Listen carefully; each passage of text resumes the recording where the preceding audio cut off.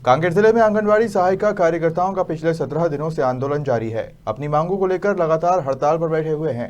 बुधवार को आंगनबाड़ी सहायिका और कार्यकर्ताओं ने कांकेर शहर में रैली निकालते हुए सरकार के खिलाफ नारेबाजी कर अपनी मांग को लेकर मुख्यमंत्री के नाम तहसीलदार को ज्ञापन सौंपा है। आंगनबाड़ी कार्यकर्ताओं के आंदोलन पर चले जाने से पूरी तरह से काम प्रभावित हो चुका है। अब आंगनबाड़ी के बच्चों को किसी भी प्रकार से पौष्टिक आहार नहीं मिल पा रहा है और आंगनबाड़ी कार्यकर्ता पिछले 17 दिनों से आंदोलन पर है। आंगनबाड़ी सहायिका कार्यकर्ताओं का कहना है कि जब तक मांगे पूरी नहीं होगी तब तक अनिश्चितकालीन आंदोलन करते रहेंगे। जी सर, क्या बोलते हैं, आज 17 दिन हो गया हमको हड़ताल कर रहे हैं। इससे हमारी महिलाएं भी परेशान हैं, बच्चे भी परेशान हैं।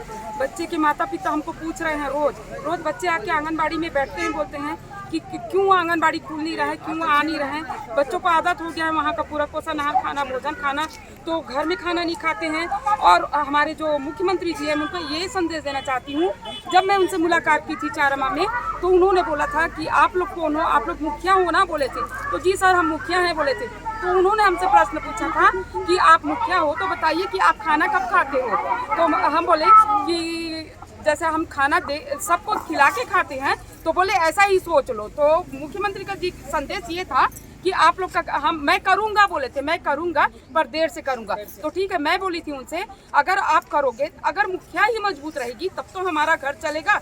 इसी प्रकार से मुखिया अगर हैं तो हमारे मुख्यमंत्री जी को समझना चाहिए कि कुपोषण हमारी इस हड़ताल में रहने से, क्योंकि हम अपने जायज मांगों पर हैं, हमारा कलेक्टर दर्द हो करके, और इससे हमारे गांव के बच्चे, गांव की महिलाएं, गांव की किशोरी बालिकाएं ये सब प्रभावित हो रही हैं। तो उनको चाहिए कि आके हमारी समस्याओं को जल्दी ही शीघ्र ही पूरा करें और हम जाकर फिर हम उन बच्चों को ला सके और कुपोषण को दूर कर सके। जो कुपोषण हम दूर कर चुके थे वो तो फिर उसी हाल में आ जाएगा। इस विषय पर उनको सोचना चाहिए। यही संदेश मैं हमारे मुख्यमंत्री जी को देना चाहती हूँ। आज हम लोग का आंगनबाड़ी कार्यकर्ता सहायिका का संयुक्त मंच का यानी कि हम लोग का हड़ताल का 17वां दिन है और हम लोग आज शासन को अपने ज्ञापन के माध्यम से यही बता रहे हैं कि हम 17 दिन से रोड पे बैठे हुए हैं। शासन अभी तक से हमारे बातचीत नहीं किया गया है, क्योंकि उन्होंने कलेक्टर दर हमारे लिए घोषणा किया था घोषणा पत्र में, लेकिन अभी तक 4 साल हो गया है, 6 महीना बाकी है। उसके बावजूद भी हमको अभी तक का कोई भी बात नहीं कहा गया है कि